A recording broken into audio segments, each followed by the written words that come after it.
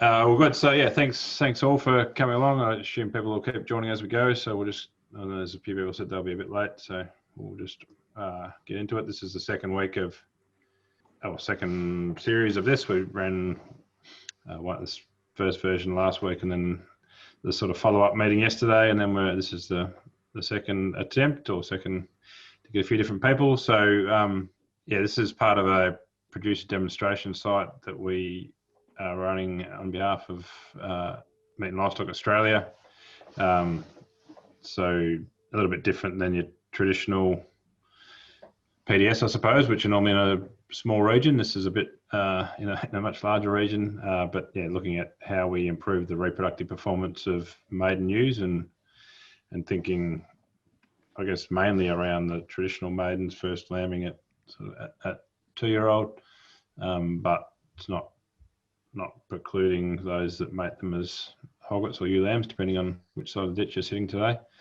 But yeah, so today is a fair bit of throwing information at you, and then hopefully you'll turn up again same time next week, and we'll talk about your experiences and things that you'd like to see trialled in the industry. But certainly feel free to throw those comments in today, and then we'll have a follow-up next week to answer any questions that you might have thought of during the week. So in terms of who's talking at you tonight, this afternoon, it's myself and Dr. Andrew Thompson, or Tomo as he'll be referred to most of this session. So for those who don't know either of us, I guess I'm in Christchurch, New Zealand, but I've spent most of my career working with Tomo in Australia before moving over here 7 years ago. So we worked together on the Lifetime Wool project, which became Lifetime Ewe Management, which has had a massive impact across Australia and even into New Zealand. And that was all Tomo's project that sort of not long after I left uni, I started working on. Not that he's that much older than me, but and now Tomo's he runs a research group out of Murdoch University in Western Australia. And I might get you to explain a bit more about what you do, Tomo. Yeah, thanks, Ferg, and good to join you again. So yeah, know some online, but definitely not all. Yeah, I've been around a little bit, but farming background, I guess, not for a long time, mind you. But yeah, worked with Ferg, as he said, on Lifetime Wool, Lifetime Ewe Management, but basically applied, R&D. Most of we have about 10 projects, I think, most of them in sheep reproduction and most on commercial farms. I actually added them up last night. We've got about 180 farms involved in current research projects across the country. But also, yeah, other work in, I guess, sensor technology. Again, some links there with NextGen, and I guess genetics. I'm a long way from being a geneticist, but certainly have had a role in, I guess, the work around resilience and role of fat in breeding, easier to manage and run sheep. But yeah, good to be on board with this one. And as Ferg said, I think he said anyway, yeah, we certainly don't pretend to know everything about maidens, as in 20-month-olds. We've done a pile of work with adults and quite a bit of work in the last decade on ewe lambs, so 7 to 10-month-olds. But it just turns out the 20-month-olds sort of snuck through the cracks a bit. So yeah, we don't intend to preach to you. It's very much a two-way street, and hopefully we can all learn a bit over the next couple of years. Thanks, cool. Thanks, Tomo. Yeah, and so as Tomo mentioned, yeah, this is quite a long-term project, a long-term sort of demonstration, I suppose. So our intention is to keep those that are interested together over that time with a number of Zoom calls like this one. Plus, once we're allowed to travel around and once we've got some proper sites going, we'll probably hold on the ground stuff as well, or we will hold on the ground stuff as well. Yeah, but the intention is to keep the conversation going for quite a long period of time. Having signed up to this webinar, you'll be on the list to get information. You can obviously let us know if you don't want to receive that anymore. Yeah, yeah, an opportunity for us all to, I guess, learn from each other. As Tom has pointed out, there's always more knowledge on the other side of the screen than this side, because of everyone's farmed in different environments and tried different things and has different sheep and has got a neighbour doing something different. So all of that experience is really valuable and should definitely be brought forward if you can, and you're happy to share things that you've seen and know, because we're all better together, obviously, than just what we've seen in controlled research flocks. But I guess the beauty of what Tomo's career has and part of mine has been is around, I guess, taking some of that anecdotal evidence and putting really solid information around it, as well as doing the economics with it. Tomo has, and as have I, worked closely with a guy called John Young, who's one of the better bioeconomic models getting around. And so all of the work that we tend to do, and certainly with Tomo's leadership, is around making sure that it pays, and pays enough to make it worthwhile. So yeah, I guess that's where the research comes in, is to sort of take some of what we think might be happening and turn it into what we know might be happening and put some numbers around it so that we know that it's worth investing in to make some changes.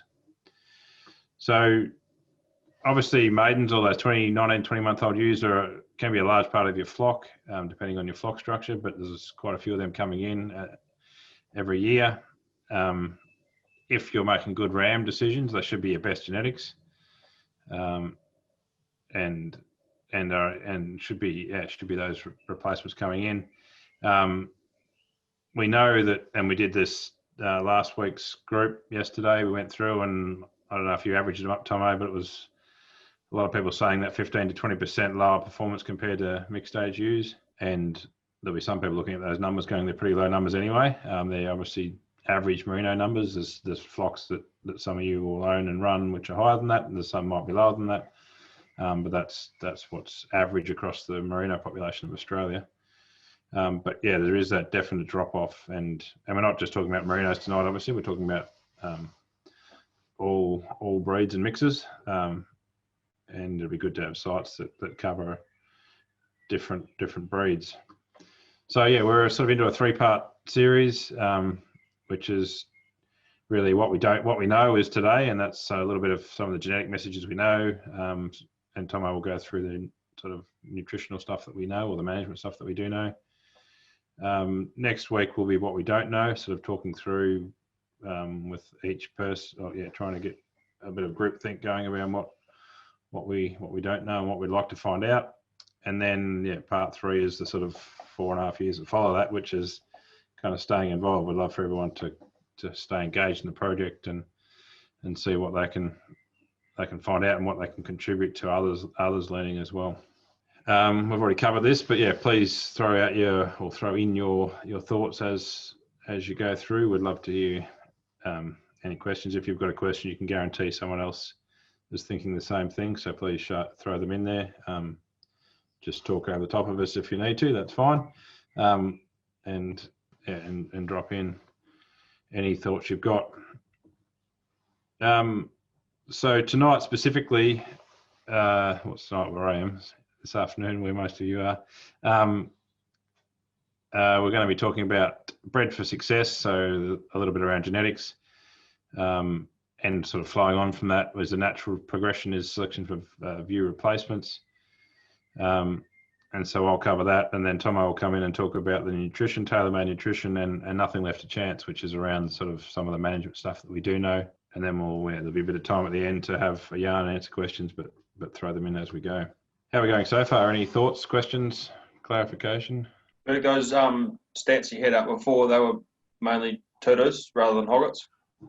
Yeah, they would have been Tudors, not Hoggets. Yep. Yep. Cool. So that's So Hoggets in New Zealand are ewe lambs in Australia.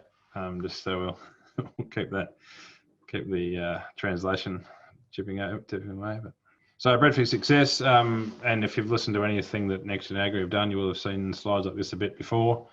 Try and keep it relevant to maidens and be sort of relatively light touch. We do a lot more specific things around genetics on other days, but I guess in general, what we see and what we measure is the phenotype, and that's all we've got available to us generally when we're picking rams. And I guess this is about how we would breed a genotype that would would help us with our maiden ewe performance. So what are we doing in our ram selection strategies that are sort of focused on reproduction is the question, I suppose. And repro particularly is a tough one because it's the low, or one of the lowest well, all the reproduction traits tend to be fairly lowly heritable, very difficult, and being that way makes it difficult to work out what's genetic and what's environment. So obviously the bit that we want to take home in that ram when we're buying a ram to breed daughters is the genes for reproduction plus other traits that are of interest to you. But what we get to pick on is what we're looking at on the day, which is might be whether it's born a single or a twin, and a lot of things about how that animal looks, and in some circumstances you've got good data to pull that apart, so you've got some breeding values to use. In other circumstances you've got like bugger all information to help make that decision. And what you're looking at generally is lots of environmental effects, lots of things that make that ram look like it does and measure like it does on the day that aren't necessarily genetic. In fact, most of it is not genetic. So those bags of genes, so it's what swings between their legs that matters. And we do get tied up sort of trying to secure the right ram, but really it's the right set of genes that matters. Obviously those two things go together, but the ram can have lots of other effects on what he looks like on the day. So most of what we see in those rams is not due to their genetic material. It's due to the weather for that particular year. It's whether they were born a single or a twin. It's where they are. So if they're in a different environment, they can present differently. If they've been hanging around in the Hilton for a few months, shedded up and fed up to the hilt, that will make them look a lot differently. How old they are compared to their stable mates is important. And then obviously the vitamin G or the nutrition is a massive influence on how they present on sale day or when you get to select those rams. So all of that stuff's at play, and all of that stuff is, I guess, has us chasing rainbows is a little bit what that picture's there, because it's really hard to work out which of those animals is carrying the set of genes that you want. And if you've only got what you're looking at plus some sort of raw data, or whether they're a single or twin. So it's no great surprise, if you know me very well, that I'll be talking about breeding values, and we're talking about breeding values particularly when we come to reproduction, because it's slowly heritable. The heritability of repro traits is about 5%. So that means 5% of the variation we see, the variation between animals in a flock is due to their genetic differences in their reproduction, and then 95% is due to other things.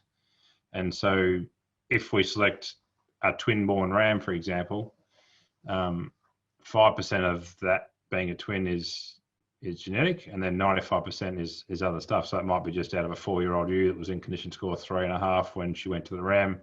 So she was always going to have twins, even though she might not be that reproductive herself in terms of her genetics, but the environment helped her in terms of producing a twin. And so you're buying that ram trying to improve reproduction, but the reality is you're just picking up some phenotype of how mum was fed during her pregnancy or pre-pregnancy.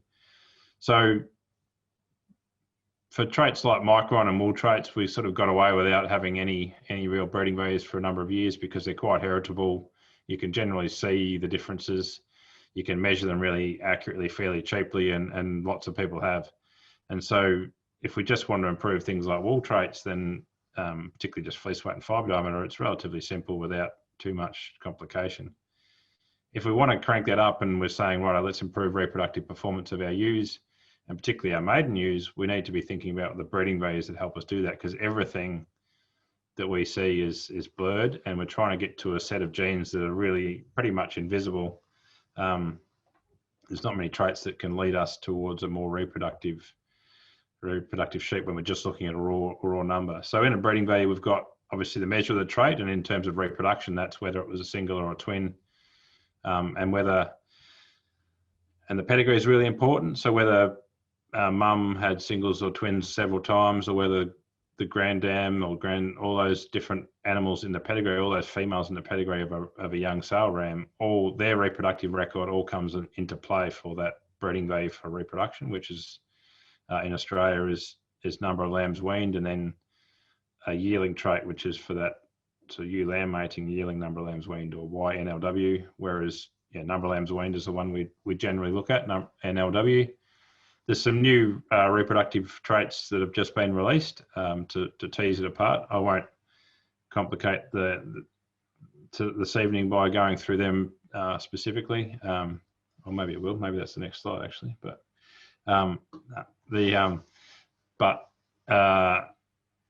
so yeah, there's a few traits that help us, a few breeding values that help us try and find those more reproductive sheep. The beauty of a breeding value is that it's already taken the heritability into account. So when you're looking at a breeding value of number of lambs weaned, let's say it's 7 or 0.07, 7% higher than average, that's what you would expect for that animal to pass into its progeny. So half of that superiority goes into the progeny, so 3.5% better than average. And so it's already taken all the other stuff into account, is the beauty of a breeding value. It also will bring in some correlated traits. And so we know there's a few things that are favourably correlated with reproduction. We know that the growth traits are favourably correlated with reproduction. Higher growth animals tend to have more lambs. We know that there's correlations between fat and muscle and reproduction, which are fairly consistent across flocks. There's a bit of variation depending on how they're fed. But all that information gets tied into that breeding value for number of lambs weaned. And so gold standard is to use that information for buying rams, but it's not always available. So that's, I guess, part of what we're talking about tonight. But so even though like NLW, number of lambs weaned, is a breeding value that we think, oh well, it's such a variable trait, and how it could actually work. When you look across data sets, this is data from Cashmore Oakley, across sort of 7-month joining or a 19-month joining or an older joining, consistently across those different age groups, you're getting, for every 1% improvement in the size number of lambs weaned breeding value, the daughters were weaning 0.5% more, which is exactly what you would expect, considering half the genes come from the sire. So definitely work in the merino context. We've done the same with in the central progeny test here, and it's the same story, that basically it works. So so if you can get hold of it and you can buy rams with higher number of lambs weaned breeding value, you would expect to get an improvement in reproductive performance across the flock, but also in your maidens. So I've already covered why growth is correlated with reproduction, but growth is sort of independently important for maiden joining as well. Particularly, obviously, we've done the work around ewe lambs, and it'd be interesting to do the same for a 19, 20-month-old joining. Generally, in ewe lambs or hoggets, the higher growth ewes from higher growth size tend to be more likely to get pregnant and more likely to have twins, and we see the same in older ewes as well. But obviously, as we'll go on through tonight, we're going to talk a lot about live weight targets and getting animals up to speed early. And so having sheep that are genetically likely to do that is going to be helpful for getting young ewes up to spec as for that maiden ewe joining. So growth is going to be one of those things that's going to be probably really important if you're focused on maiden ewe reproductive performance. Having animals that, particularly those that grow early, going for the early growth traits is going to be an important part of that landscape. I think growth is one of the greatest risk management tools you've got. Fast growing animals you've always got options to sell them or make money out of them. Slow growing animals are tough going. Over my career was sent to my PhD, which started back in 2005. We talked a lot about fat and muscle, and really what we've been getting at really is the genetics of condition score. And we've now got a new breeding value for condition score, but that was released in the last 12 months. And what we've been doing for years is selecting for positive fat and muscle to try and get ewes with better condition score. So those dots there, every dot is a group of ewes, group of daughters from a individual sire, and the sire's breeding value for fat is on the horizontal axis. And then the group of progeny's average condition score is on the vertical axis. So you can see there's there's over a full condition score difference between those different sire groups. These are from the central progeny test in New Zealand, where we had different, all final breeds, but out to sort of 25, 26 micron, I suppose. But yeah, a massive variation in the condition score of those daughters of sires that can be pretty well explained by the fat breeding value. I can change that fat breeding value out and put a muscling breeding value there, and the graph looks pretty much the same.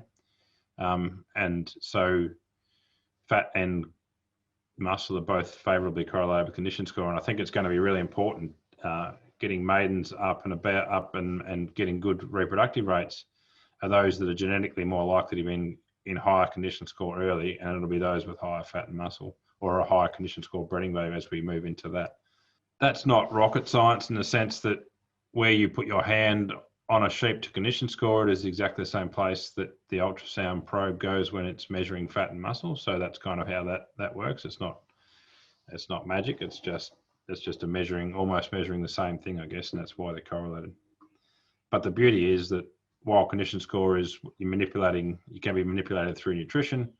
You can have genetics which are volunteering to be in higher condition score, so making your job easier.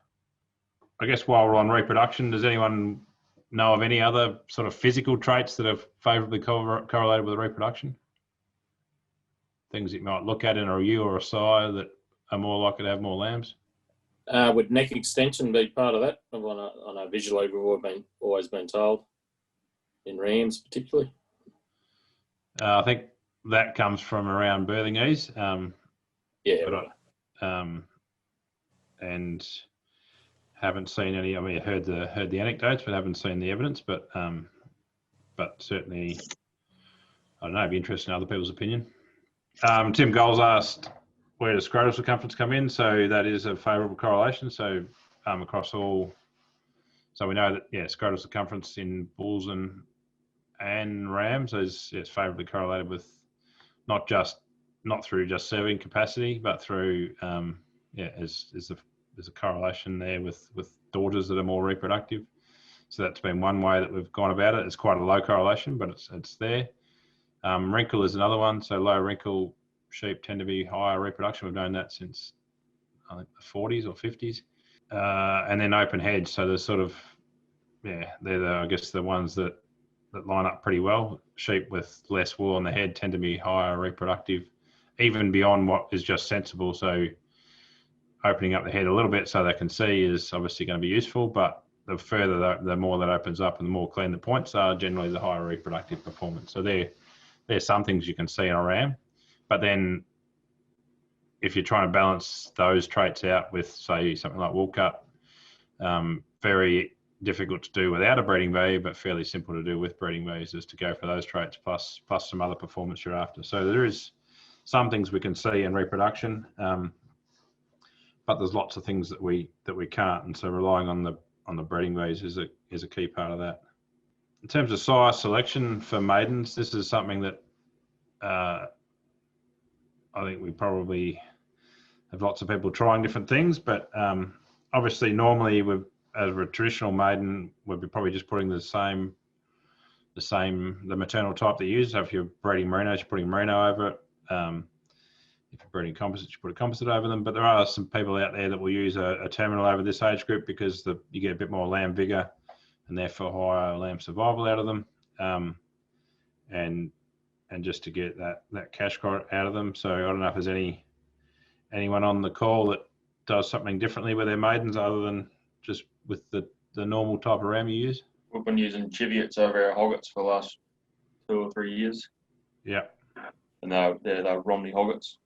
Yeah. And they seem to be right. We're about random in their size-wise. Sometimes they're too small, sometimes they're bang on, sometimes they're too big. And also we found the last couple of years, I think last year we lost 3 or 4 at docking. They just flipped out and had heart attacks. I don't know whether they're extremely high-strung type sheep or what the story was, but never had that before any other sheep. Already had one this year, just moving them from one paddock into the next.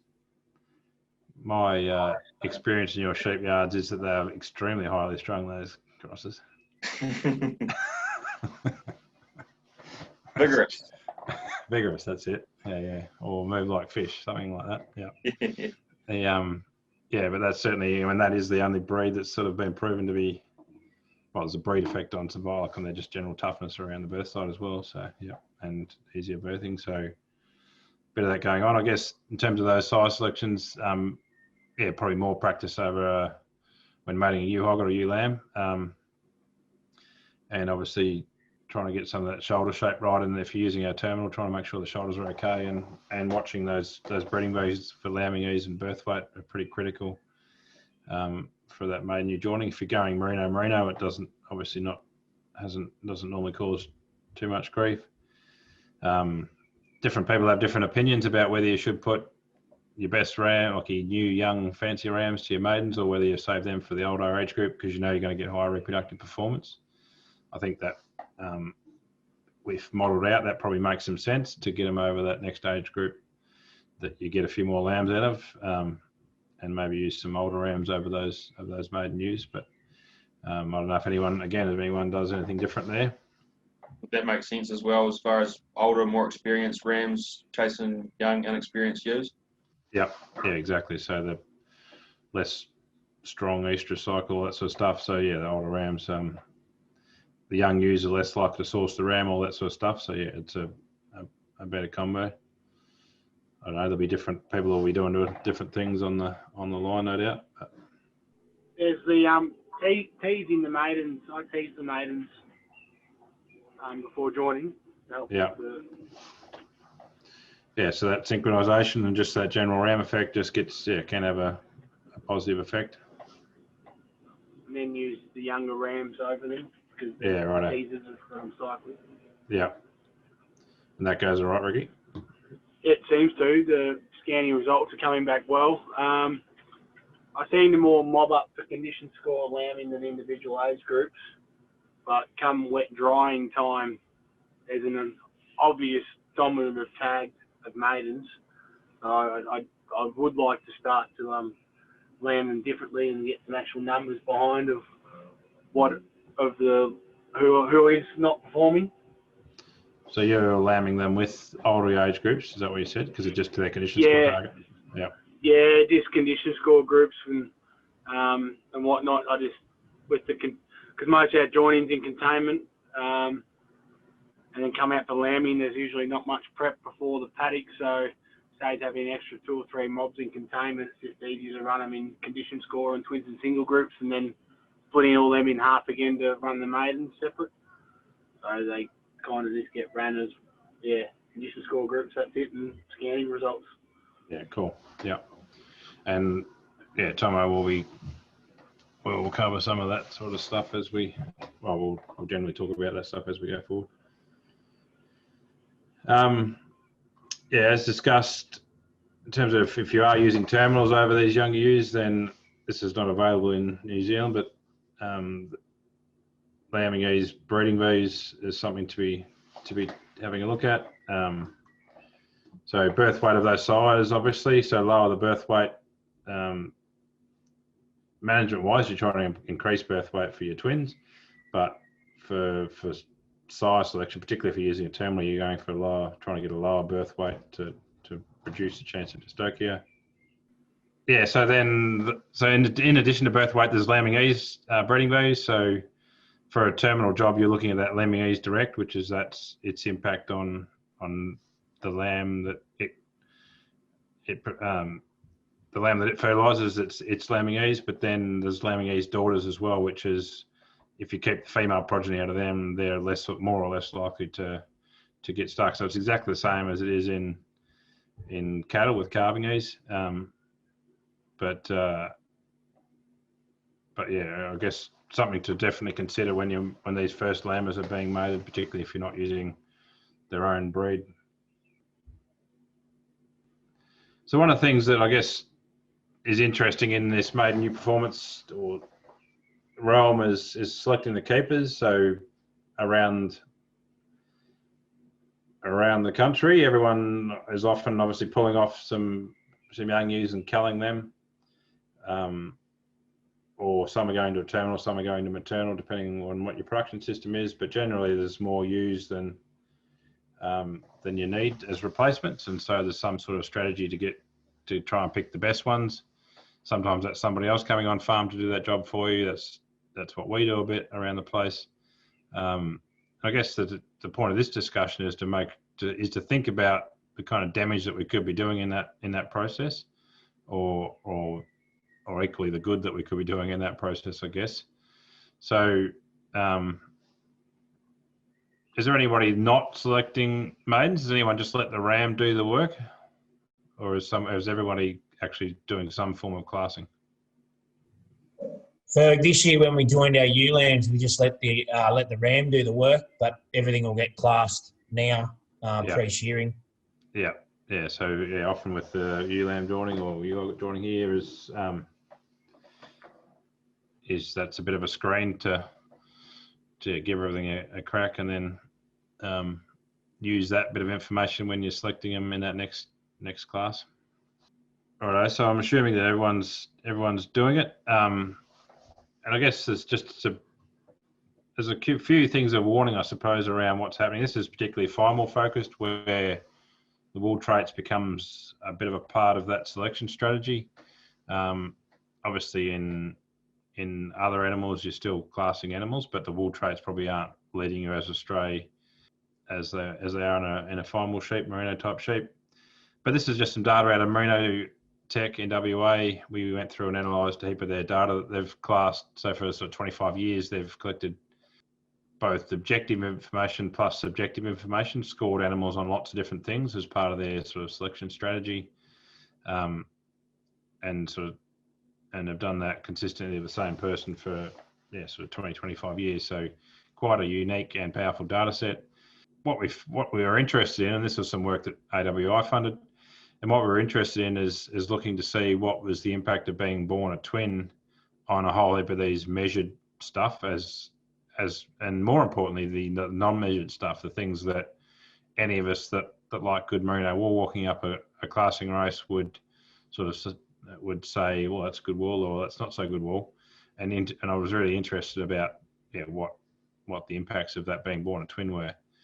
And so in this data set, they're a couple of kilos lighter, and there's other data sets that Tomo will present later where it's a bigger number than that. Out to hogget weight, they were still a bit lighter. They were stronger in their micron, and that is a permanent effect. And they cut less wool, and so that's the whole premise or whole reason we did lifetime wool back in the day was partly just to demonstrate that the impacts of nutrition on follicle development, but there's a known impact of being born a twin on follicle development. So you've got less secondary follicle branching, which means you've got less follicle density, which means the micron is higher and they cut less wool as a result of being born twin, just competing for nutrients in utero. They're shorter stapled, slight increase in staple strength in that data set.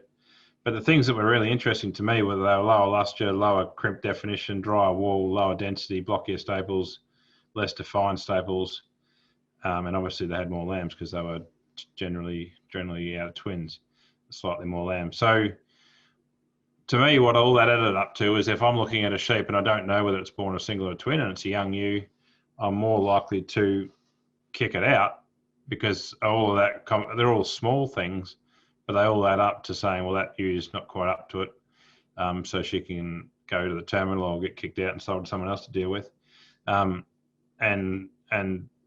so it was really interesting to see what we're doing at a national scale. So I guess the take home out of that message, and it'll be confirmed in the next slide, is if you are classing sheep, and most of you are, then really important, if you can, to know which ones are at least born a twin, because a lot of those impacts are cemented by the time they're born. So even if it was born 2, reared 1, some of that growth difference will disappear. So might be just as heavy at weaning weight, but a lot of those other wool traits, those secondary follicle development traits, will still be there. So knowing that you're looking at a twin or a single is going to be really important. And I've talked about that a fair bit over the last year or two. But I think we've got, as an industry, we've really got to pull up our socks on that front when we're classing fine wool sheep. And as Tomo will talk about later, we've only got, whatever it is, 40% of the national flock in in Australia that gets, no, sorry, lower than that. 28-30% of the industry that actually gets scanned for multiples. So we've got 70% of the industry that's got no hope of picking out which ones are born single or born twin. So this is some work that sort of confirms that, I guess, and that's what we think they might look differently. And this is actual classing of 2 different drops at the Pendley side of the Merino Lifetime Productivity Project over in WA, obviously funded by AWI, and Murdoch University run that site, and with AMSIA site committee, etc. And Bron Clark has been pulling this data together, who works at Murdoch with Tomo and is the site manager over there. So I think that's all of the acknowledgements covered. But this is the proportion when you go through the group, the lambs are classed randomly at those, so they don't know what their birth type of them is when they're classing them, and these are industry classes doing this job. And so if you flick through what's been pulled out of top, 70% of those in the tops in 1 year and 70% in another year, 77% in another year, are single born. So that's confirming what we thought. And as you go down that list, as things get more dire, you look into the culls, and 69% of what's sitting in the cull group is a twin, or in 1 year, and 76% of what's sitting in a cull group of another year is a twin. So we are definitely seeing the industry that's accidentally culling, preferentially culling twin-born animals. So that's something we need to really consider, and Brom's doing some more work around that, but quite stark differences, and quite interesting, and I guess what we expected to find, but it is a bit of a concern if that's what's happening at an industry scale. So if we just keep culling twins, obviously it's hard to make gains going forward in reproduction if we're culling everything in twins. And if you sort of think about the worst group in that, it'll be a twin out of a 2-tooth or a twin out of a maiden. So a ewe that's done the best she can and reared twins, or at least conceived twins, and then we're just sending both of them down the line, probably to somebody else to make some money out of. So there's a question there from Jock, and are those effects in utero? And most of them are, Jock. So obviously the growth ones, you can, if you're born 2, reared 1, then they'll grow fast and sort of have the same body weight as a single. But there's no real evidence that you can change follicle. All the follicle branching and stuff is done by the time they're born, and so all that impact is in utero and it stays there. And so yeah, even if it was reared 1, but if it was born 2, those impacts are the same as if she was reared 2. The only other point, Ferg, was in the data there of bronze, there's about 50-50 in terms of singles and twins in those mobs. Yeah, so sorry, yeah. Disproportionate, culling of twins. Yeah, so yeah, okay, that's a really good point. So it started off with, about the same number, and it's been disproportionately split so that you end up with a lot more singles in what you're keeping. Ferg, has there been any work done on what nutrition requirements or what minerals or whatever actually cause that in utero? Could it be fixed with a more accurate diet? We did it on straight out. So lifetime wall was around past nutrition, so how much feed on offer they had in front of them, and you can't close that. You can close. I don't know. Can you close it at all, Tomo, or not at all? Yeah, you can close it. Like in our data set, the difference in wool cut between singles and twins was about 300 grams at each shearing for their whole life. And to manage, to eliminate that by nutrition, the twin ewes would have to be more than a condition score fatter than the singles at lambing, okay, which is obviously not practical nor recommended. So let's say if we recommend the twins should be 3.4 and the single should be 3, something like that, we might be able to reduce the gap by about a third or thereabouts. Yeah, right, cool. So if you've optimized nutrition of your twins versus your singles, yeah, you can reduce that gap in wool cut from maybe 300 grams a year to 200. and likewise, we got the twins were about 0.3 of a micron broader. Again, you can reduce that a bit. Yeah, cool. Eliminate. And then I guess the other thing that we sometimes do, and yeah, see some people out there doing, and this has been effective. Obviously, they're small steps, but it has been effective over years. It's just selecting out those twin-born lambs and so you do see a lift if you only kept twin-born lambs, for example, twin-born ewes. This is what the impact in maidens was at Cashmore Oakley in their composite. So a slight increase in number of lambs born, so their scanning and also their weaning. In fact, the weaning was, I don't know, they're in triplets, so yep. So yeah, a slight improvement, but not massive, obviously quite small. Down below is Budgenook data, again, that Tomo's analysed into merinos, and yeah, some small, these are different scannings over different times, a slight tiny increase. If you were a twin born ewe, you're slightly more likely to, or you scan slightly higher as a maiden, but it was sort of intermittent. So yeah, quite small differences by just pulling out lambs that were born twin, and that's because of that low heritability that we talked about earlier. A lot of that being born twin is due to mum's nutrition and age rather than any particular genetic potential to be producing twins. I guess the more the higher impact, I suppose, is the actual the reproductive performance of the ewe itself. So those ewes that, if you made them as a ewe lamb, or made them as a ewe lamb, made them as a hogget, depending on how you call them, those ewes that were dry as at that mating, if you look at they're following their normal maiden performance, they were a lower scanning and lower weaning than any ewe that went on and that actually had a lamb. And then particularly if they'd twinned as a ewe lamb, then there was quite a lift, sort of whatever that is, 20 to 25% lift in their hogget performance in that normal maiden ewe joining. So one good screen of reproductive performance is how they go as a ewe lamb, is kind of the summary there. I guess the other thing, if you look at that data, is those ewes that weaned twin,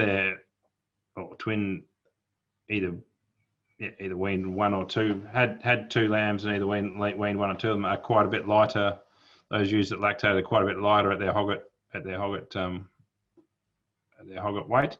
And so one way to keep a track on, or keep a foot on adult weight in ewes, is getting that ewe lamb performance up, or getting them mated, getting them lactating.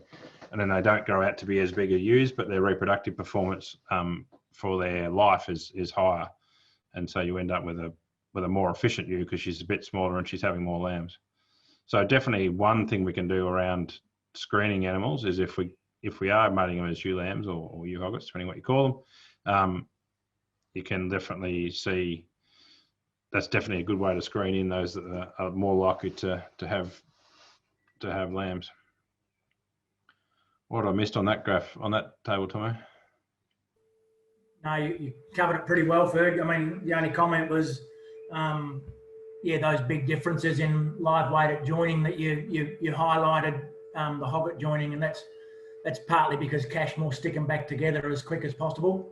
Yeah. They try to minimise the time that they manage separately. So obviously, in any commercial business, you're trying to preferentially manage your two twos, especially or twinners to get to close that gap.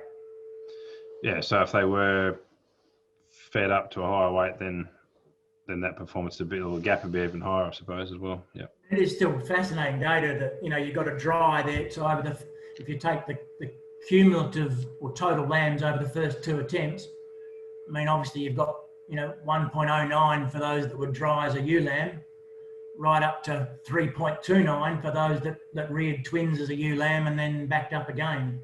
So it's probably need to add total lambs on there to add make the message a bit clearer. But I think the key point you made is it's a great screen you know, how they go as a ewe lamb is a better screen than what they were born. And, you know, and the same would apply if you weren't joining as a ewe lamb. How they go as a hogget is a better screen than what they were born. Yeah, cool.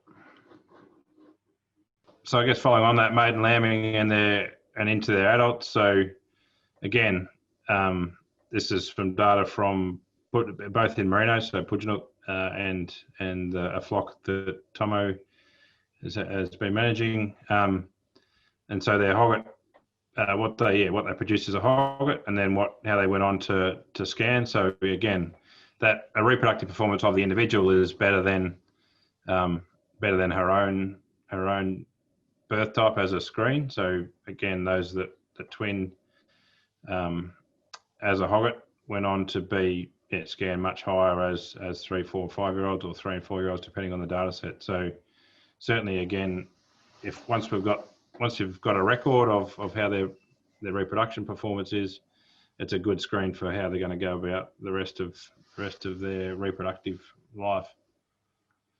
So some things that we can try to think about in terms of how we might manipulate which ewes we're retaining in our flock, or which ones are going to terminals and which ones are being retained into maternals. Just be keen to hear about people's current strategies around how they select ewes to retain. I know you're talking about Merino's mainly Ferg, but we've got a couple of our clients now that cull all dries and all singles. In ewe lambs or? Both. Yeah, right. So only retain twin, use that twin. Yeah, only retaining twinners. Yeah. Or multiples. Yeah. Any other strategies out there? We terminal any ewe lamb that isn't up to weight by mating. To be mated as a ewe lamb. So they're kept to be mated as a tutor, but they just go to a terminal from then on. Yeah, righto. Yep. We've got Rick saying fastest growing twin born for maternal. So yep. So 2 cut-offs. You've got to be twin born, and then you've got to have a high growth rate. Doc saying flick through the ewe hoggets in November with the classing on frame and wool, which is probably a fairly standard strategy particularly across the merino world. So that's that in-wool classing, which I think is the one where if we don't know who's a single and twin, we can be accidentally pulling out lots of those twin borns. And we did see that doesn't have a massive impact on any individual year, but I guess that all adds up. If you keep doing that for a couple of 100 years, in the case of the merino, then you might not have a great reproductive performance. I guess a range of strategies, but I guess so when it comes to a summary of the genetics really is that the same principles apply to how you get reproductive into an older ewe as into a maiden. I think even greater importance is the whole condition score story, or the genetics of, which is fat and muscle, so that maiden's got good. We know that fat's the driver of sort of the switch for reproduction. So having that up early, particularly if you're mating ewe lambs, but even if it's a maiden, that's where my work was done mainly, was in maidens, and certainly we saw some impacts there. I think growth's going to be important. We're going to, as we go through this process, live weight is probably one of the big drivers of maiden ewe performance, and so making sure we're minimising. Well, we've got animals that are willing to, when you put feed in front of them, are willing to grow and hit their target weights. Then I think and then selecting wherever we can, selecting those rams with higher reproductive performance, which is that number of lambs wean breeding value. And then I guess the final thing being that when we're classing sheep, we have to be really, really careful that we have a strategy that's not accidentally getting rid of twins. If improving reproductive performance is part of your strategy, then all things need to be leading to Rome, I suppose. We need to have all things going in our favour, and that means that when we're classing ewes, we know who's a single or a twin. That can be just a notch. It can be a very small thing just to know that to draft those twin-born ewes off and make sure that whoever's classing them is just, they can happily take out the same proportion out of that mob. But what we don't want is that disproportionate culling of twins if we can avoid it, because I think the impact of that is small on a given year, but could add up. Any more questions on or comments, thoughts on genetics before we kind of flip over and talk more about how we manage and feed young sheep? Berg, if we know that fat and muscle and growth rate is pretty significant when it comes to the future performance of the ewes, and the fact that they're twin born is quite lowly heritable, and sort of where we put more weight into our selection. On the rams, go for that reproductive breeding value itself, because it's, even though it's lowly heritable, it's so I'll take the soft option and say both, but where you've got good data for reproduction, then you go for that. That's not always the case, and so then you're left with some of the proxies, but I think it's a combination. So I always go for the combination of good reproductive performance, or good reproductive breeding values, which here in NZ on your Romneys is NLB and those lamb survival traits. But I think it's as important, and I don't know the weighting, to get that sort of fat muscle growth as well, because for just general doability throughout the rest of the year. But that's a pretty soft answer that didn't really answer your question, so I'll sit on the fence and say just sort of equal. But yep. Righto, we might if there's no other questions or comments, we'll ask Tomo to sort of take over and start talking about the tailor-made nutrition, and talk about I guess, given the genetics you've got in front of you, that's a slow shift and something that you might be changing as part of what you're doing, or might not be. But given whatever genes you got in front of you, how do you manage them to optimise that maiden ewe performance? Yeah, thanks, Ferg. Okay, I guess I wanted to talk a little bit about some of our current thinking on some of the key targets, weaning weight, post-weaning growth rates, obviously joining weight at 19 months, and even a little bit about lambing at whatever it is, 24 months. I guess weaning weight and post-weaning growth, I mean, the relevance there is, or the benefits are, several or many-fold, I guess, or from different angles. Obviously it's about improving weaner survival. And won't say a whole lot about that. I mean, except, the key targets really are, you've seen them before, at least for weaning weight. So around 40% of mature weight at weaning, at 12, 13 weeks of age. And, maybe 45% for going into summer for those that are late lambers. So, 60 kilo ewe, they're probably looking at turning or weaning at around 24 kilos, being the target. And I think there's a couple of slides coming up. In fact, maybe we can go to them now, Ferg. The other benefits from higher weaning weight obviously come from higher sale or weights at sale for both wethers and surplus ewes. Even higher wool production. I mean, it shouldn't be ignored. I mean, obviously the wool prices are a bit gloomy and everything else, but if you get higher weaning weights, 15-20% of the benefits of achieving that might still come from the fact they grow a bit more wool.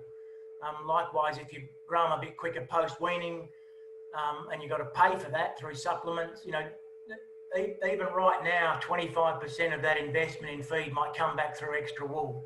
It was 40 or 50% a couple of years ago. But wool shouldn't be ignored. So survival, extra sale weight, and extra wool production, and then there's finally spin-offs in terms of maiden or hogget ewe performance as well. So in terms of weaning weight, you've heard this before. It's about feed on offer.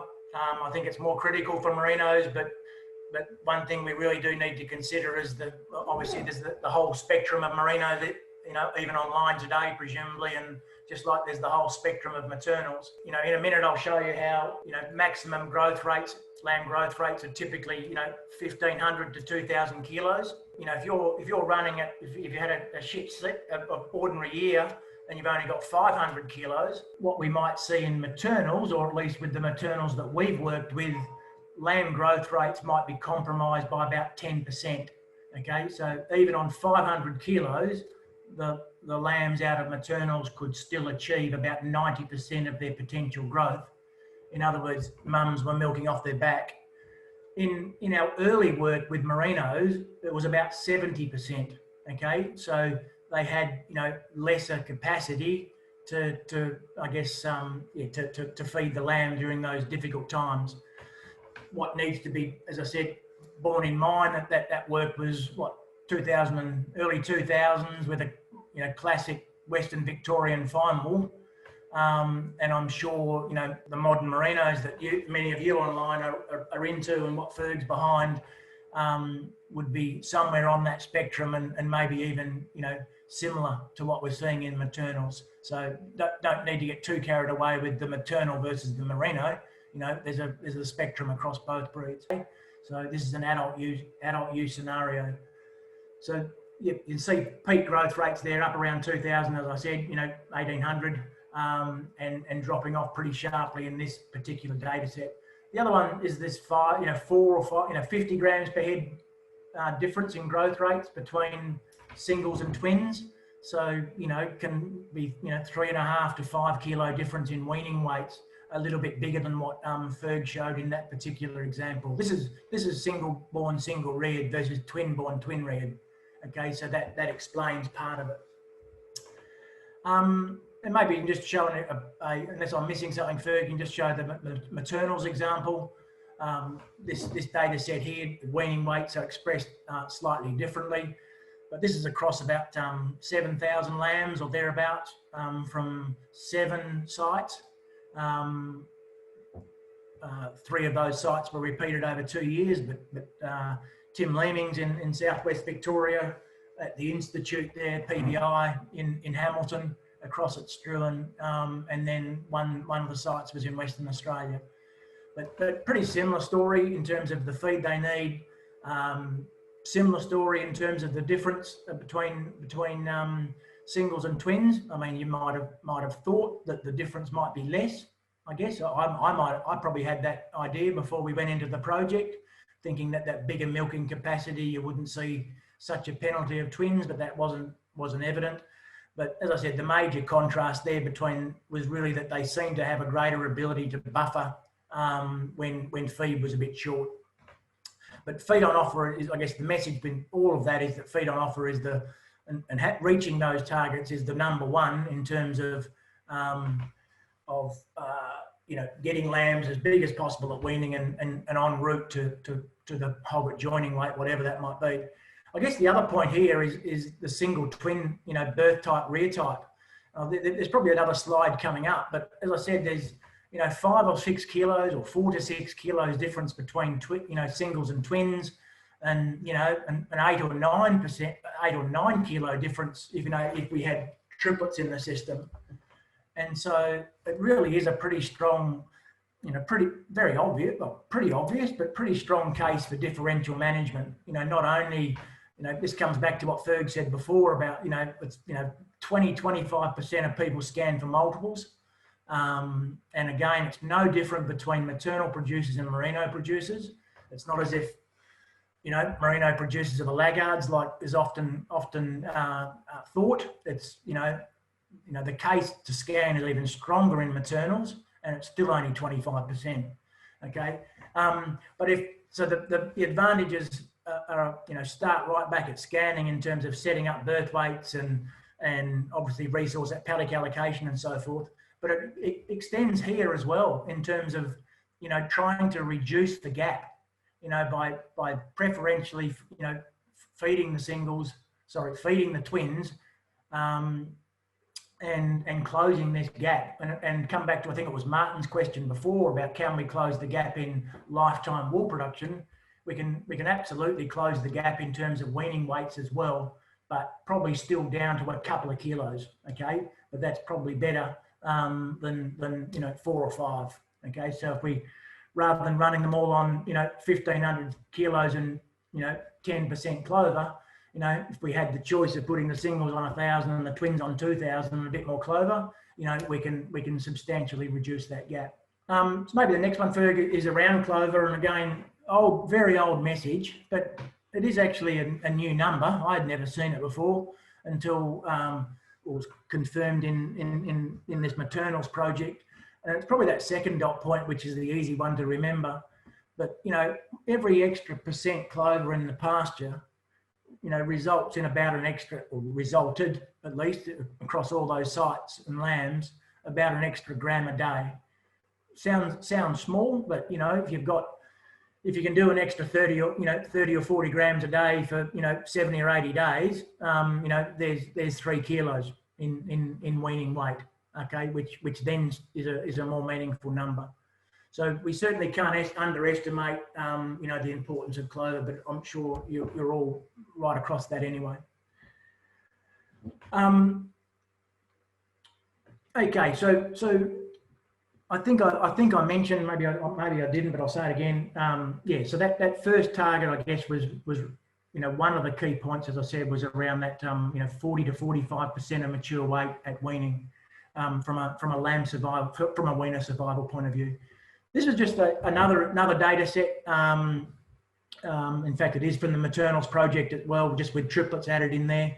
And as I said, you can get, you know, 9 kilo differences between singles and twins. So, you know, again, I don't have a really good feel for what's happening out there on farm, and I know a lot of boxing up happens pretty early. But I think there is a pretty good case to try to keep them apart if you have, you know, if it's practical to do so, and can, you know, continue that to give the twins or multiples, you know, better management right through to weaning, to try to close that gap up.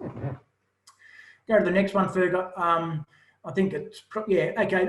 We don't need to get, in fact, we've removed the dollar values on the left-hand side. I guess the message here was just to say some of these really simple things that I've just been through, you know, feed on offer, also hitting targets, trying to get legume into the pastures. The one I didn't mention was around condition score of the ewe at lambing. I mean, it too has an effect, of course, on subsequent growth rates. It's not huge, and it's relatively small compared to the others. But I guess the value proposition to get all those things right is greater, logically, with higher meat prices, okay? Because, as I said, a lot of the benefit from getting them bigger at weaning means they're bigger, or you get rid of them earlier, okay? So the benefits are going to be greater as meat prices are higher. I think that's probably enough on that one. For the other one was extra growth post weaning, and same old story here. You know, for a long time, you know, half of my career, I reckon the message was around, you know, half of 30 years, let's say, I reckon the message was to feed weaners about maintenance. That was pretty common practice over here in the West, at least. You know, maintenance or a smidgen more. And then I reckon probably since lifetime ewe management, the recommendation's been to feed them about 50 grams a day. So keep them ticking over. You know, if you can get a merino weaner that is to grow up 50 grams a day, you know, it's probably going to survive. Okay, the survival rates are pretty high. It's when they do get close to maintenance that the wheels can fall off pretty quickly. I think there's now even a stronger case to feed them to grow, you know, considerably more than 50 grams a day. You know, somewhere between 50 and 100. And it's one thing we want to do with John Young, as Mark referred to, over the next couple of months, is come up with some better economics around, I guess, growth path to our hog at joining. You know, if we hit our targets at weaning, you know, what is the best way to grow them, you know, over the subsequent 15 months to maximise profitability, essentially. But I think this 50 grams per day, I reckon we can almost put it to bed. I'm pretty sure it'll be you know, a higher target and probably something closer to 100. You know, John just ran some back of the matchbox sums for us before the session 2 weeks ago, and that did suggest that, you know, that had a pretty reasonable payoff, at least when you're paying, you know, $350 dollars per tonne for supplement. That feeding something like 100 grams a day was a better option than 50. So I don't know how that sits, or Ferg, whether you wanted to just have a bit of a chat there, but you know, if you're growing at 100 grams a day, you know, you're talking about you know, towards 40 kilos at 10 months of age. I don't know how that would sit in terms of current thinking with at least with the merino or any of the people on or farmers online, whether that's a reasonable target or is that just something that's wouldn't be considered at this point of time. It's definitely doable, Tomo. Darren and I try and work on at 100, 120 grams a day, right through till the end of the feeding season. Yep. So for your, your 60 kilo ewe again, I think, if we're talking around, we might be talking about, 65% of mature weight at 10 months, something like that. Like, if we were feeding to 100 grams a day, that's the sort of weight we're talking about, which is a little bit different to what we'd we'd been used to in the past. So they've got another comment there that Rick and or Annie have aiming for 100 grams a day for their mating ewe lambs as well. Just say that again, Fu. Oh, Rick and Annie, or Rick and or Annie, I'm not sure who's there, but 100 grams a day is their target for mating ewe lambs as well. Yeah, I think just to deviate a little bit, I think a lot of the work that we've done on mating ewe lambs,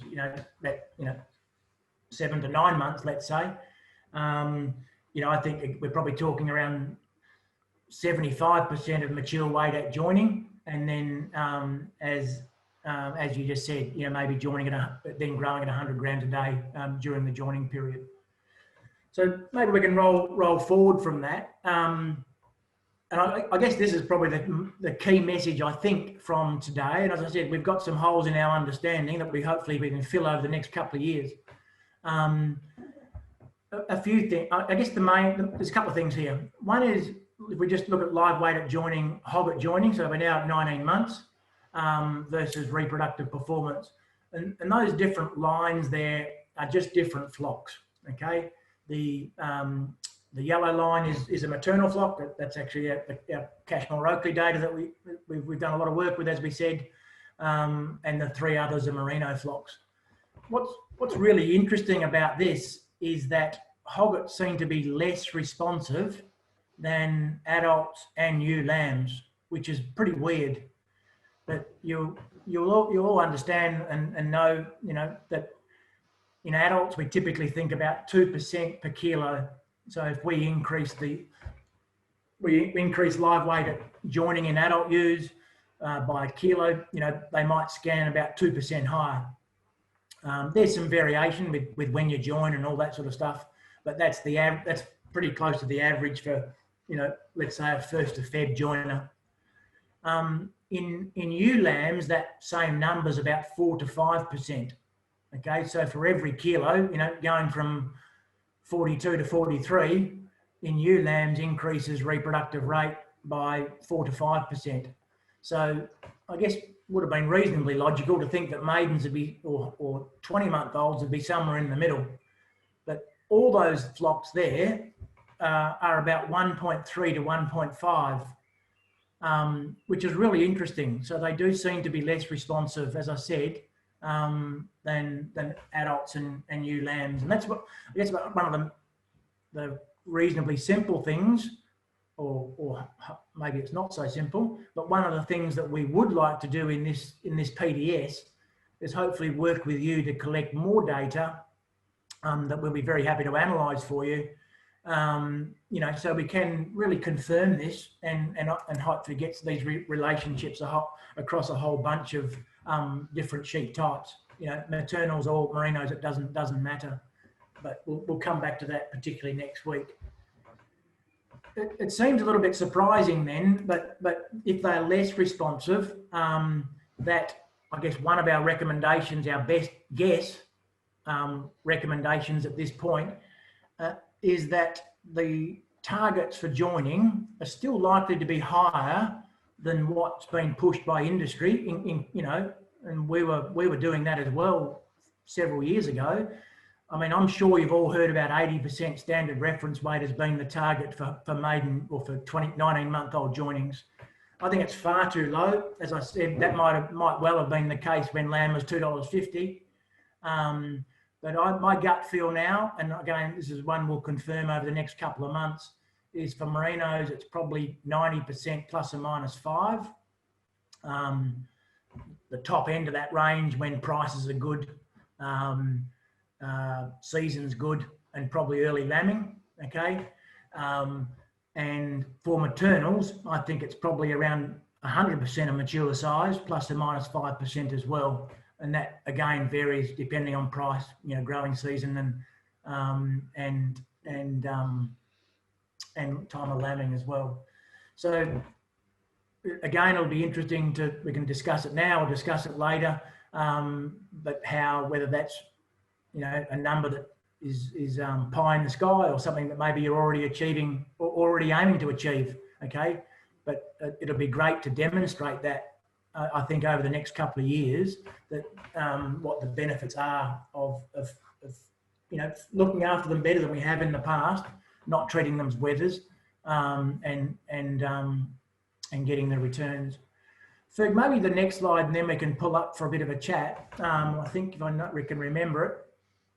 This is a really interesting one, and it's another one that we would like to try to confirm over the next couple of years.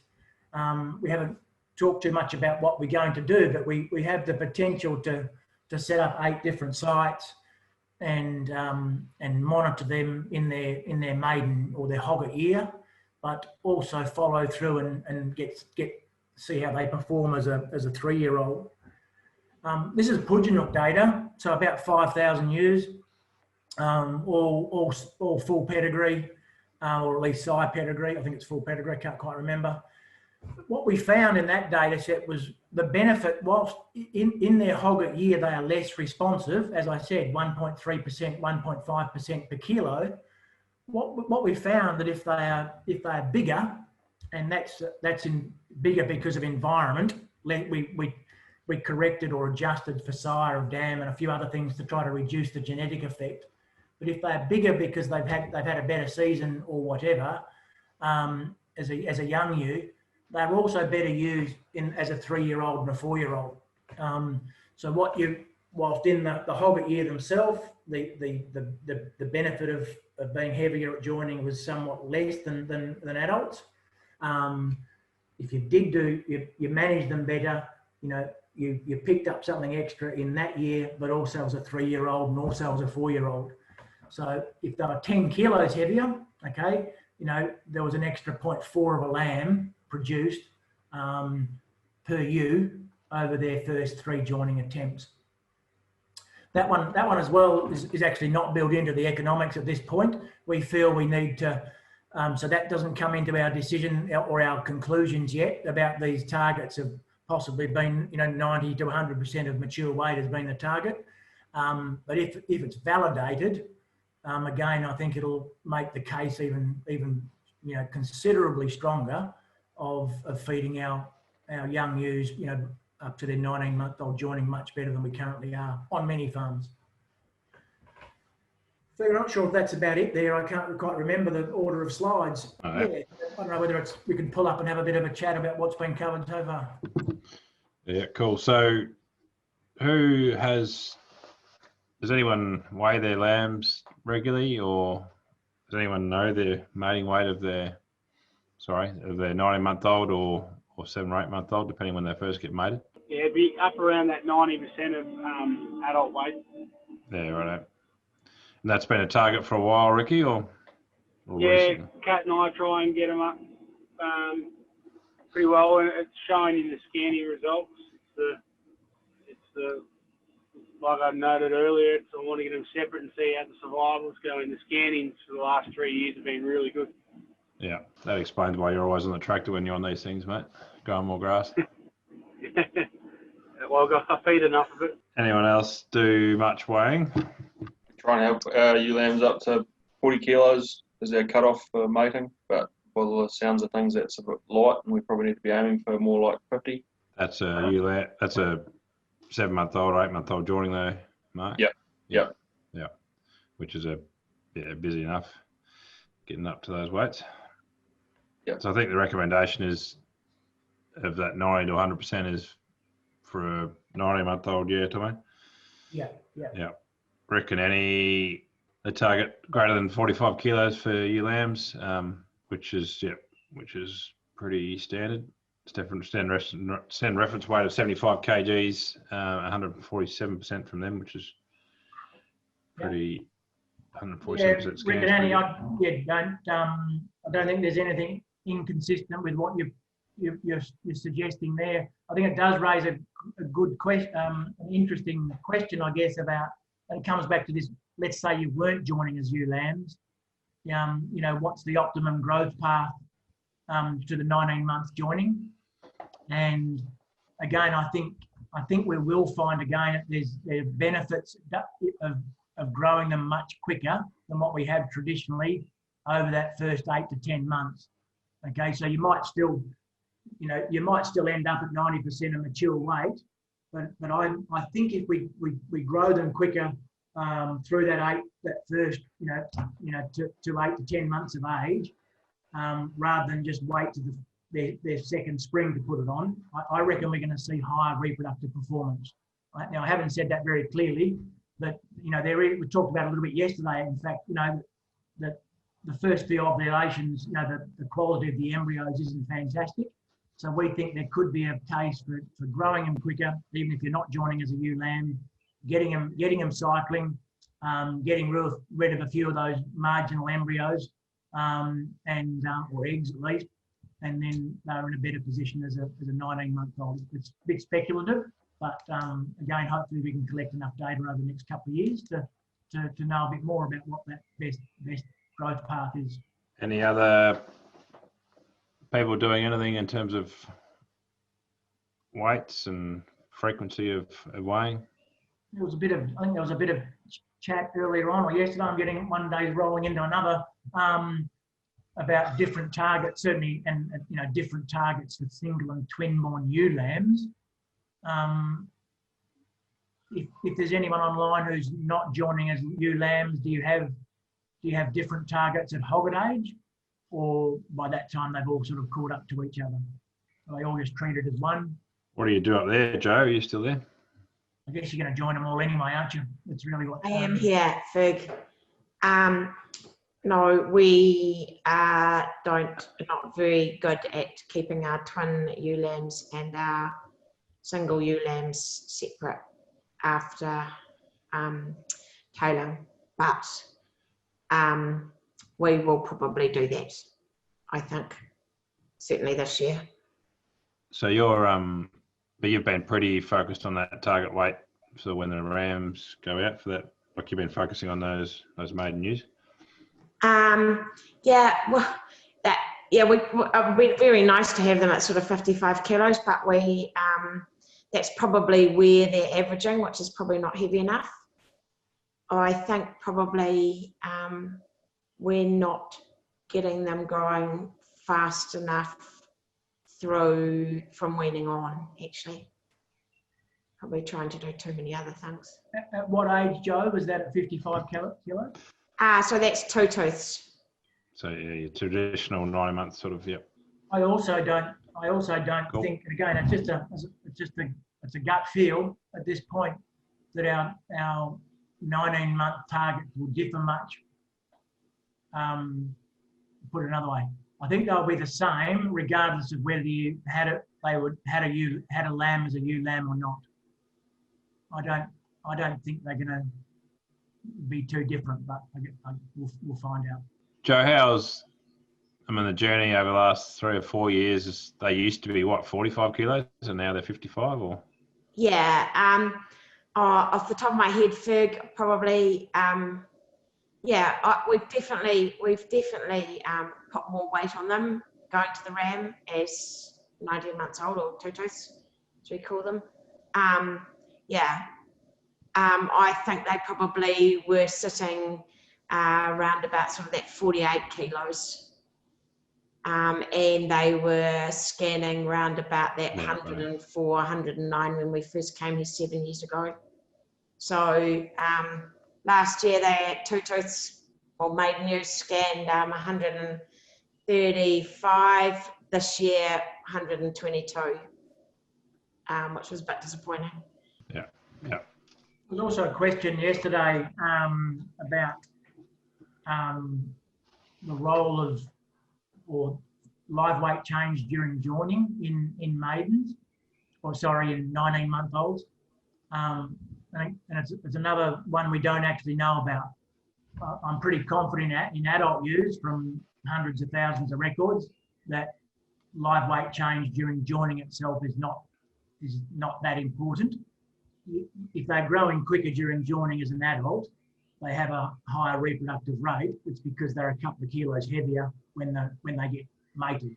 Okay, whereas in ewe lambs, there is a big advantage of growing them quicker, as some of you are saying, growing them 100 grams a day.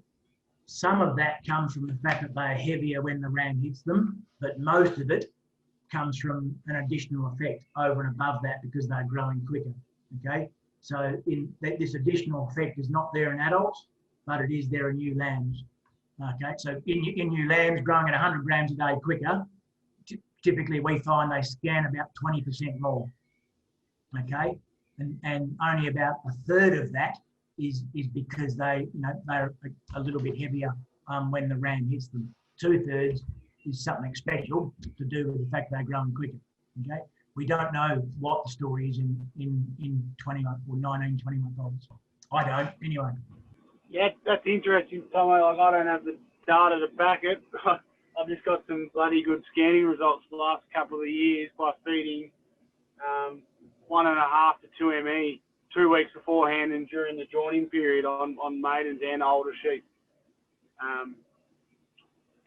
This seems to be a system that's working quite well, feeding them that 1.5 to 2 ME above their requirement for the joining period, and we're getting good scanning results out of it. Okay, we were referred.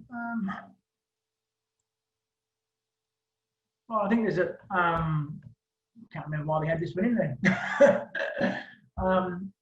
I think there's a few slides here about. Can you remind me, Ferg, what's coming up?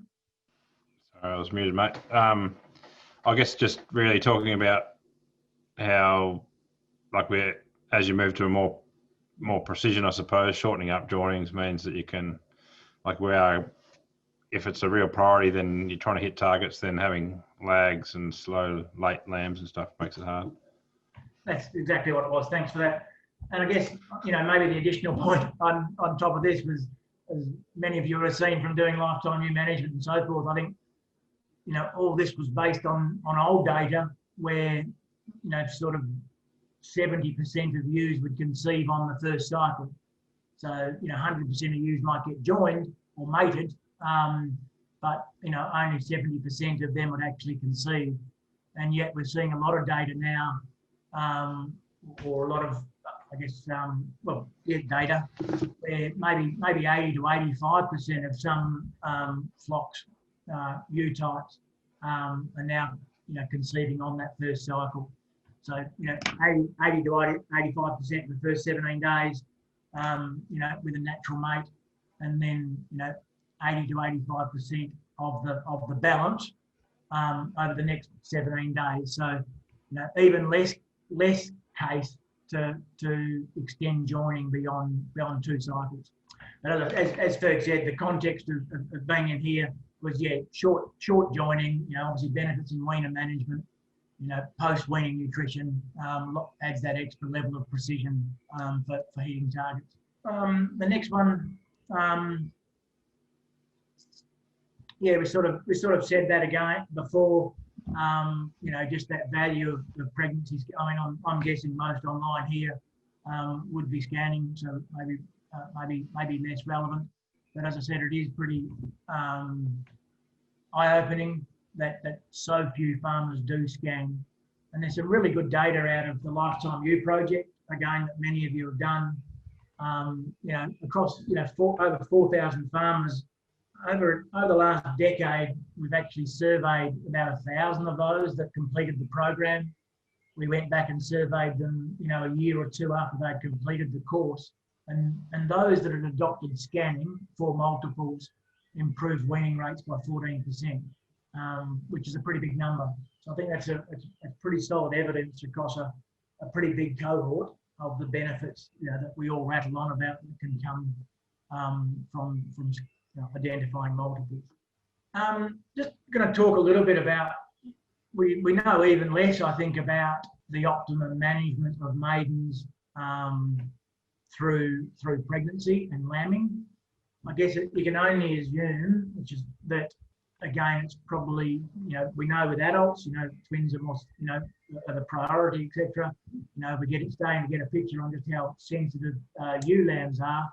Okay, so we can only guess that, maidens are going to be somewhere in the middle there. Okay, they're going to need everything to be going right. Less scope for slip-ups to get the best out of them. But we do know a bit, and this is adult data. So ewe condition score at lambing versus birth weight from Lifetime Wool Project, 20 years ago almost. And a 10 kilo, or let's call it a condition score change in this sheet type, changed birth weights by about 400 grams. Okay, so if we fed ewes to gain a condition or prevented them from losing a condition or whatever the scenario might be, you manipulate the birth weights by about 400 grams in both singles and twins. What we can say with confidence is that the response is the same in maidens. Okay, I don't know, if I hadn't been playing around in this area for 20 years, I probably would have thought that twins would be more susceptible. You change the nutrition of a twin ewe, maybe you would change the birth weight more. That doesn't happen. Single lambs, twin lambs change by the same amount. And similarly, I might have thought that maybe maiden ewes, if you change their nutrition, that the lamb birth weight would change by more, but we haven't seen that in the data sets we've got. So I don't think I've drawn them on the next slide, but so with that slide in front of you, basically lambs out of maidens are lighter, typically 0.3, 0.4 of a kilo. That's our data sets anyway. But they respond similarly to nutrition and changes in nutrition through pregnancy. They are lighter by 0.3, 0.4 because typically maidens are about 10 kilos lighter at joining time, and we know live weight at joining influences birth weight, and the other 0.2 a kilo is just because they're a maiden. Okay, presumably they are preferentially, well, they're still growing, aren't they? So that's the explanation there. So with the next one. Birth weight survival, again, you've seen this lifted straight out of lifetime ewe management, and so what we've also seen with maidens is that the response is very similar shape. Okay, so whether it be adult ewes or maiden ewes, meaning 19 or lambing 24 months, the relationships between birth weight and survival are the same. The key difference is just that the birth weight, the average birth weight shifts, as I said, 400 grams or 300 grams to the left. Okay, so that's why we, particularly in twins, okay, we're going to see lower survival rates out of maidens. It's not something special about the birth weight survival relationship. It's just that on average, the lambs are light. That's certainly what our data is suggesting at this point. This is just so Martin and a few others don't feel left out. This is just the maternal story. We are a little bit. The history is a little bit in merinos, but we are accumulating more and more data in maternals as well. And I guess what was interesting about the maternals is that if you think back to the graphs you've just seen and the ones that you would have seen in Lifetime Ewe for those that have done it, in maternals, we saw very, very little difference between singles and twins. Okay, so in merinos, at the same birth weight, twins die more often, okay, because they're a twin. Whereas with maternals, at the same birth weight, the difference in survival of singles and twins was absolutely marginal. All right. Twins are still a kilo lighter on average, and triples 2 kilos lighter, okay? But the single twin relationship between birth weight and survival was very similar. So I guess if you think about maidens, maiden maternal ewes, I think we could only speculate the response is going to be similar to what we're looking at here, but again, the land will just be shifted to the left, okay, in terms of, because that is right up there. So maybe go to the next one. Okay, this is a little bit complex. I toyed with the idea of pulling it out, but it is it's a bit of a crack at trying to model, I guess, what the effects of ewe condition score at lambing might be for survival of maiden or survival of lambs out of maiden ewes. So the black lines are out of adults, and that data is out of the lifetime ewe management program, although it's presented a little bit differently to what you may have seen before. And it's, I know Ricky and I think Tim and I know you guys have done LTEM. The difference here is because what we've done is we've generated this graph here for a 60 kilo ewe. Okay, a lot of the lifetime ewe management work, you know, those ewes were 45, 46 kilos. So it's quite legitimate what I've done, but these graphs are for a 60 kilo ewe. So if the lambs are bigger, they survive more. That's why it might look a little bit weird compared to what you've seen before. But basically, because what I've just described before, in that the maiden ewes have their lambs lighter, you know, so therefore they're going to move on to that steeper part of the lamb survival birth weight relationships. It follows that they're going to be more susceptible, sensitive to condition score at lambing. I hope that's reasonably clear. I think it seems logical to me. And again, it comes back to that level, that nutritional management. Whilst we don't exactly know what the targets are yet, I think what we're going to find is it will be more sensitive to getting it right. Okay, whatever those targets might end up being. So I don't totally handball it. I think there's no reason at the moment to think our targets won't be that different to adults. Okay, what I'm saying is maybe 3.3, 3.4 in twins. So twin maiden ewes, condition score target at lambing in that 3.3, 3.4, and for singles around 3. So I think the targets will be reasonably similar, but what I'm trying to say is that it might be more, you know, the impacts of missing the target might be greater, okay, because of which is reflected in the steepness of these curves here.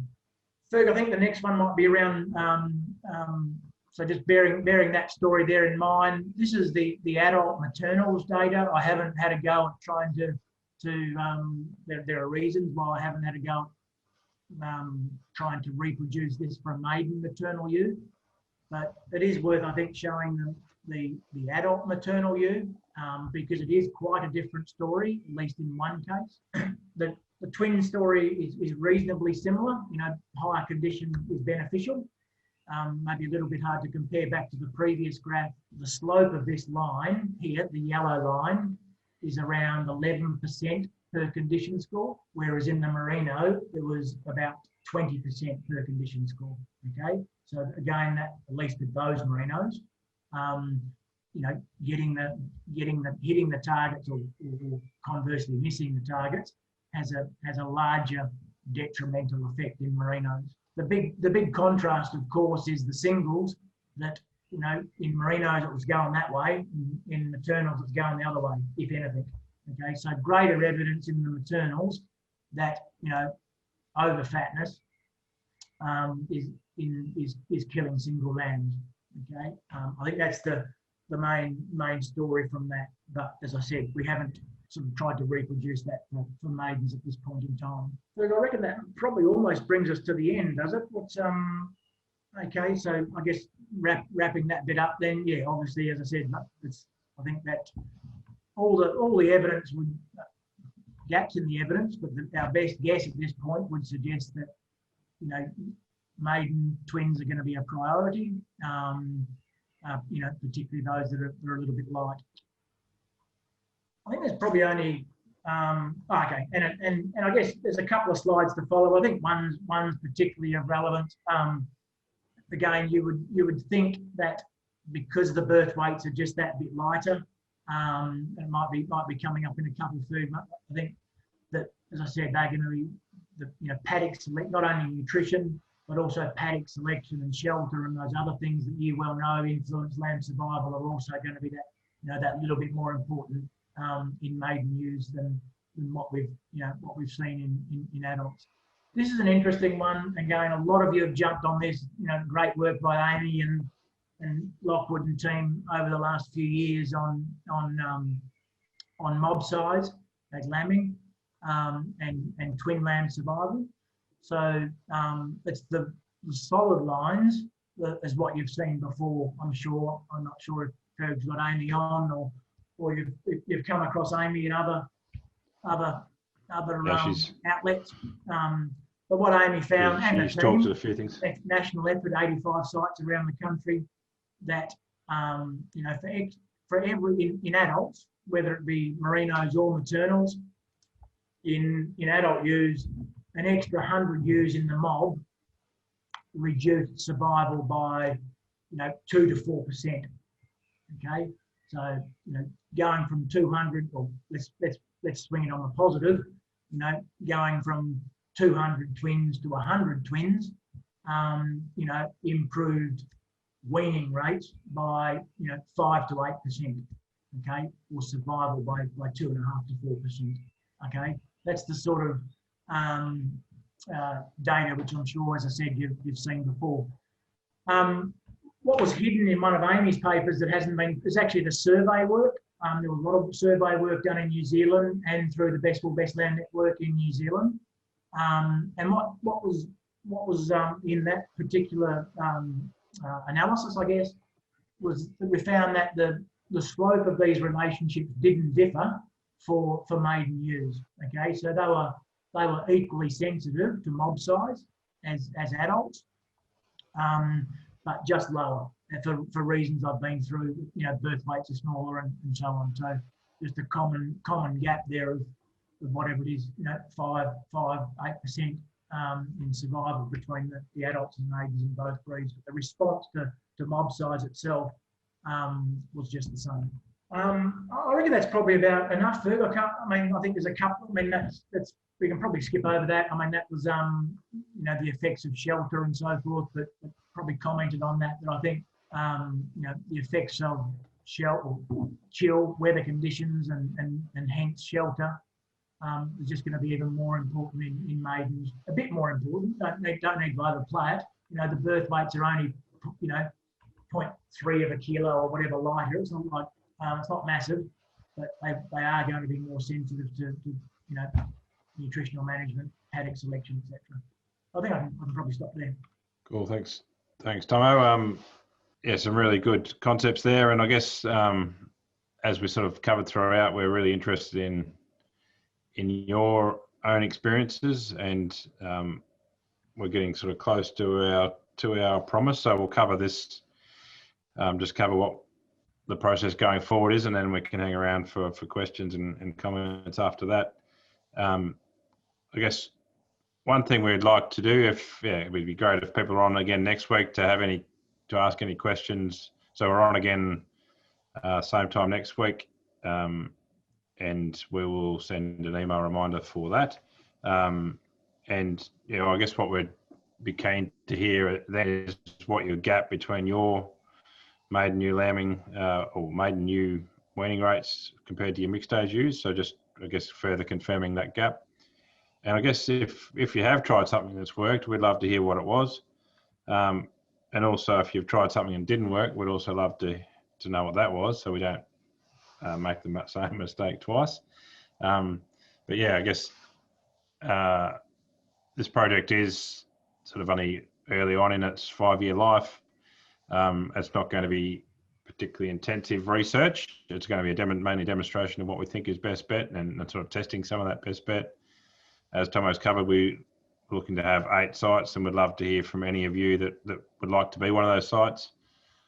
Equally, we'd be keen for each individual to do some base things, like maybe a weight at pre-mating, and then some scan results from that. So as a group, we had another group on like in the previous week, and there's a lot of people in the Next Gen Agri Network and out there and that have joined up but haven't been here tonight, or have signed up to this workshop but haven't been here tonight.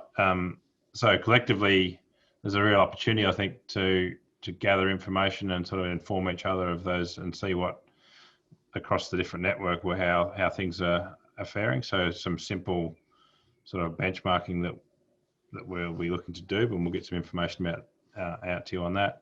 We're also will have other people that have got various aspects of reproduction sort of have been their points of study. So we'll get some of that, some different informational sort of Zoom calls out throughout the project as well. Just so, yeah, I guess the idea is to a network of people collectively working on improving maiden ewe reproductive performance.